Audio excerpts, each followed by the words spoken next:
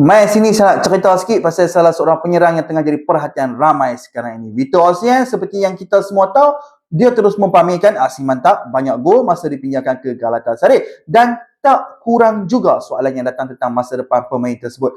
Pertama sekali saya nak jelaskan, Osimhen dia takkan kekal di Galatasaray, dia akan balik semula ke Napoli secara rasmi selepas tamat tempoh pinjaman beliau di Galatasaray. Tapi kita jangan harap dia akan terus kekal di Napoli. Hubungan dia dengan Napoli ni boleh dikatakan sudah pun berakhir dan klausul pelepasan dia adalah sebanyak 75 juta euro. Sekarang ni kita dengar banyak spekulasi tentang minat daripada klub-klub Premier League yang berminat untuk dapatkan Osimhen. Ya, memang betul ada minat daripada klub-klub FPL. Tapi ada satu hal yang sangat-sangat besar dan masalah besar, iaitu gaji. Osimhen terima 12 juta euro bersih setahun di Napoli dan itu jadi masalah besar untuk klub-klub FPL untuk dapatkan beliau. Struktur gaji dan peraturan financial fair play yang ketat membuatkan klub itu suka nak penuhi permintaan gaji dia. Inilah sebab utama mengapa perpindahan Osimhen ke Chelsea pada musim panas lepas gagal sebab gaji yang tinggi yang diminta oleh Osimhen sendiri. Jadi, apa yang akan berlaku? Ada dua pilihan saja sekarang. Sama ada Osimhen